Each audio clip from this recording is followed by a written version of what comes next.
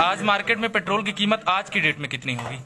देखिए, पेट्रोल की जो आपने बात की, आप सवाल जहां पूछना चाहते हैं कि 80 रुपए में 82 रुपए में पेट्रोल कैसे हो गया। आज मुंबई में 100 रुपए में पेट्रोल 97 रुपीज में। बात देखिए, ऐसा है, आप पेट्रोल की बात कर रहे हैं तो जिस तरह से सारी चीजें इंटरनेशनल लेवल पर, ग्लोबल लेवल पर बढ़ती हैं कीमतें, उसके तहत ये चलती चीजें हैं। लेकिन आप अगर बात करें अपने देश के अंदर, हमने देश में गांव गरीब किसानों को लेकर काम किया है। पेट्रोल और डीजल के दाम जो बढ़ते हैं या इसकी जो नीति है वो अंतर्राष्ट्रीय लेवल पर तय होती है। ये सबको पता है, चाहे उनकी सरकार रही हो चाहे हमारी रही हो। इसको लेकर जो आप प्रश्न उठा रहे हैं, हमेशा कोई चीज की प्रश्न जब उठते हैं उसमें एक पॉजिटिव चीज ढूंढने की प्रयास होना चाहिए। निगेटिव बात तो ये है कि आप इतनी देर से क्यों आ गए, हम बैठे थे बहुत देर। नहीं, बिल्कुल निगेटिव नहीं है। आपका सुन लीजिए, आपके ही घटक दल हैं सुब्रमण्यम स्वामी जी कह रहे हैं कि श्री राम के देश में पेट्रोल सीता जी के नेपाल से और रावण की लंका से ज्यादा महंगा है।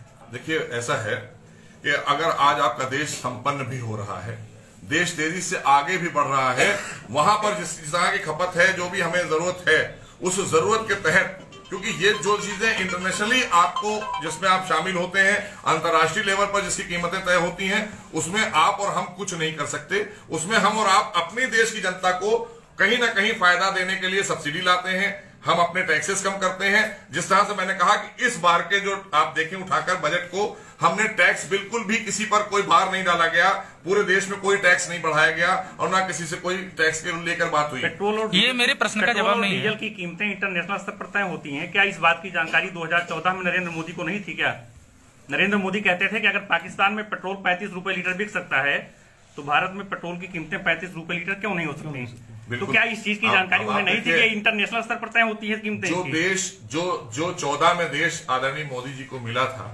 और आज 6 वर्षों में देश जितने शिखर पर है, क्या ये देश पहले शिखर पर नहीं जा सकता? नहीं, नेपाल में कीमत नेपाल खुद थोड़े तय कर रहा है। सवाल सही है। नेपाल में भी तो इंटरनेशनल स्तर पर ही तय हो रही है। डीजल, रसोई गैस, इन चीजों की कीमतें भी उस स्तर पर पहुंची हैं। जो बात आपने पूछी पेट्रोल और डीजल के दाम को लेकर आप बात जो कर रहे हैं, पेट्रोल, डीजल और रसोई गैस तीनों पेट्रोल उत्पाद। लेकिन आज आप देखें, एक एक घर रसोई पहुंचाने का काम किया किसने? नहीं, आप इससे पहले तो आप कार्ड मिलता था, वो भरा ही नहीं पाएंगे सर, सबसे मांगते थे, वो भरा ही नहीं पाएंगे। चाहिए है इस समय आज घर घर हमारा व्यक्ति खड़ा होकर आपको सिलेंडर पहुंचा जाता है। तो इसलिए आप जिस तरह में जो प्रश्न आप कर रहे हैं, उस प्रश्न का मतलब नहीं है। देश में आपको हम जो 130 करोड़ लोगों के लिए हम काम कर रहे हैं, पेट्रोल और डीजल से ज्यादा हम जरूरी समझते हैं देश के किसान संपन्न हो, देश का हमारा जो छोटा छोटा व्यापारी खुदरा है वो, और हमारी शिक्षा की जो स्तर है वो बढ़ना चाहिए।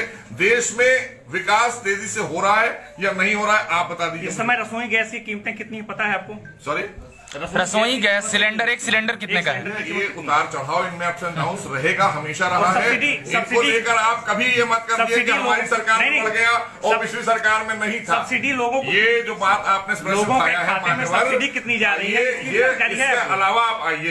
इसके अलावा आप आइए, ये वो चीजें हैं जो हमेशा रहेंगी। कोई भी सरकार थी, घटती और बढ़ती नहीं है। हमने इसीलिए देश को आगे बढ़ाने के लिए, देश के लोगों को संपन्न करने के लिए और कामों पर ध्यान दिया। जब सिलेंडर की कीमतें 600 रुपए थी, तब भी लोगों के खाते में सब्सिडी, जिनको मिलती है रेयर लोगों को, उनके खाते में सब्सिडी 49 जाती थी।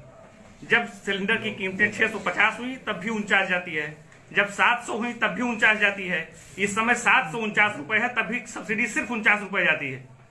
देखिए, 2014 में सिलेंडर की कीमतें 420 रुपए थी और आज की डेट में सिलेंडर की कीमतें 700 रुपए हैं। जो लोगों की जेब से जाता है वो 700 रुपए जाता है। नहीं, 750 सब्सिडी मिलती है, जिसको मिलती है। आपने जो प्रश्न उठाया है, हमारा सरकार का ईमानदार प्रयास और मोदी जी का कि हम गांव गरीब किसान नौजवान के लिए काम करने वाली सरकार लेकर आए। डीजल भी गरीब लेता है सर, और इनको डीजल किसान लेता है सर। और किसानों को लेकर जो फायदे, जिस तरह से हम बिजली पर लेकर आए, हमने बिजली पर सब्सिडी दी है, तमाम हमने किसानों को डीजल और पेट्रोल पर सब्सिडी दी है। डीजल की कीमतें ऐसी होती हैं, पेट्रोल की चलिए मान लीजिए ठीक है, बहुत बड़े लोग भराते हैं पेट्रोल। डीजल की कीमतों से तो देश में महंगाई पर अंकुश लगता है, महंगाई में वृद्धि होती है। डीजल की कीमतें आज की डेट में अमेठी में 79 रुपए कुछ पैसे हैं।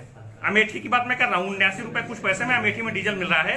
ये पूरे, मुझे लगता है आज तक का जो है ऐतिहासिक दिन होगा देखिए कभी फ्लक्चुएशन रहता है, आपने जो बात कही फ्लक्चुएशन रहेगा, कभी घटेगा कभी बढ़ेगा, और जो बातें सरकार ने जो नीतियां बनाई हैं वो जन कल्याणी है। हमारा बजट जो है आपका बजट आने के बाद से, आपका बजट आने के बाद उसके अपार्ट एक सवाल उठाया है, आपका बजट आने सवाल का जवाब दे दिया मान्यवर, आपके सवाल जवाब नहीं मिला सर, जवाब नहीं मिला, जवाब नहीं दिया सर। आपकी सरकार का बजट आने के बाद से डीजल पेट्रोल की कीमतों में प्रतिदिन मैंने कहा ये हमेशा ये फ्लक्चुएशन इसलिए होगा, ग्लोबली होता है नहीं। हाँ सर, हाँ बिल्कुल बिल्कुल, मैं ये कह रहा हूँ ये अगर बजट आ जाएगा 1 घंटे के बाद ऊपर नीचे होता है। नहीं सर, अगर यहाँ पर ग्लोबली होने की वजह से भारत में तेल महंगा है तो नेपाल खुद तो तय नहीं कर रहा, वहां क्यों सस्ता है?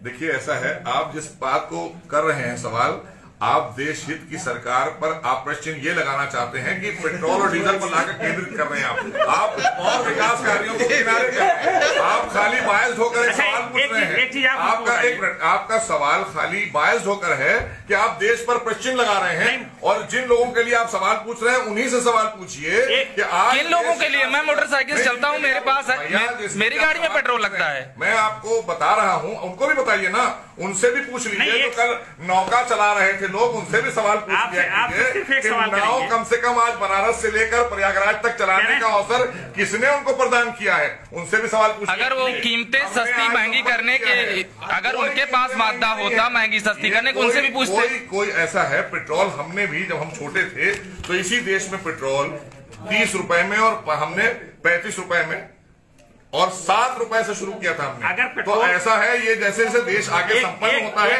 ये चीजें बढ़ती हैं, और चीजों पर हम सरकार जो है वो जो ऐसी नीतियां लाती है कि वो चीजें सस्ती हो जाती एक अंतिम सवाल, तो हम बैलेंस कर चलते हैं। देश हित में कोई भी योजना लाते हैं, देश हित में लाते हैं, इसलिए एक ही प्रश्न पर रुक कर खाली इतनी देर बात कर लेना।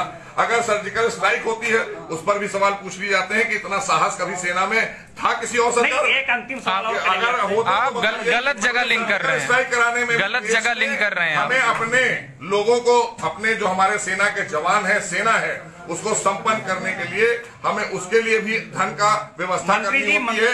उसके लिए हथियारों की सुरक्षा, अभी राफेल पे सवाल उठाने वाले लोग, मंत्री जी की बात है ना। मंत्री जी एक सवाल अंतिम हम करना चाहेंगे कि अगर पेट्रोल डीजल और रसोई गैस की कीमतों में जो मूल्य वृद्धि लगातार हो रही है उस पर सवाल उठाना गलत है। नहीं, आप सवाल उठाइए, मैंने कहा कि इसमें फ्लक्चुएशन आएगा। पहले मेरी बात सुन लीजिए, अगर उस पर सवाल उठाना गलत है, उस पर सवाल उठाने का मतलब, आप बायस्ड कह रहे हैं सवाल पर, पूरी बात तो सुन लीजिए। अगर उस पर सवाल उठाना नकारात्मक विपक्ष का काम है तो आपकी सरकार के पहले, मतलब केंद्र में जब 2014 से पहले आपकी सरकार नहीं थी, 2014 से आपकी सरकार है, उसके पहले डीजल की कीमतों में 50 पैसे मूल्य वृद्धि होती थी तो आपकी सरकार हंगामा करती थी किसानों की कमर टूट जाएगी।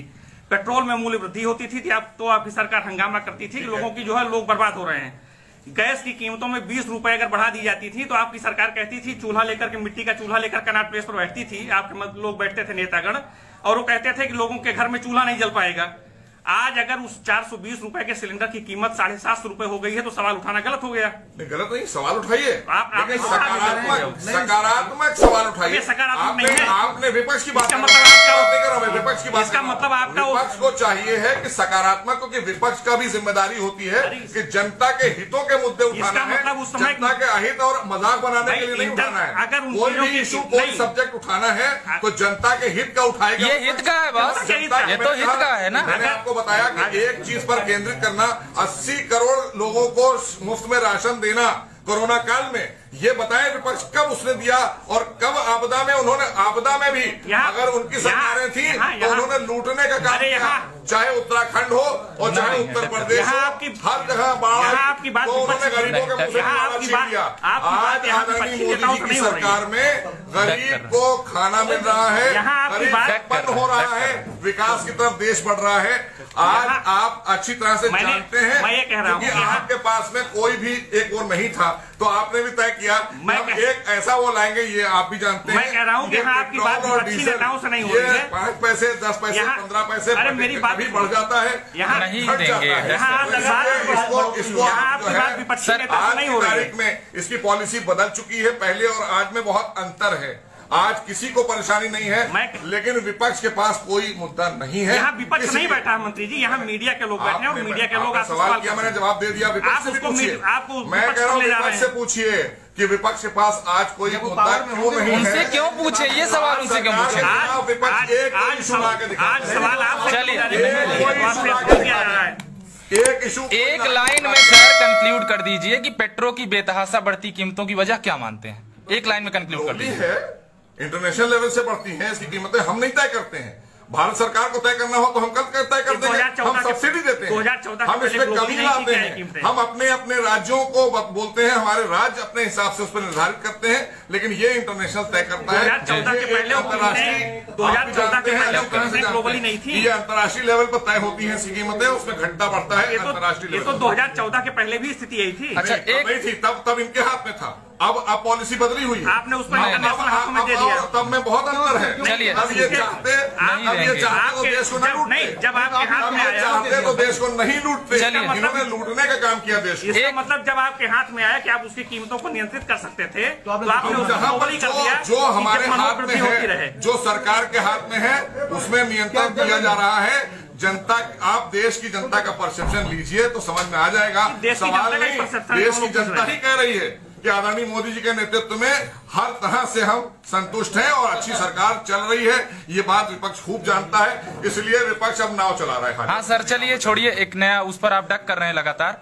एक क्वेश्चन मैं करूंगा, आपने कहा कि अल्पसंख्यक वर्ग के लोग लगातार डेवलप हो रहे हैं, तरह तरह के उदाहरण दिए कि वहां अलीगढ़ में काम कर रहे हैं, वो कारीगरी का, जरीदोजी का काम कर रहे हैं। गुलाम नबी आजाद जी की बड़ी प्रशंसा की आखिरी दिन राज्यसभा में मोदी जी ने।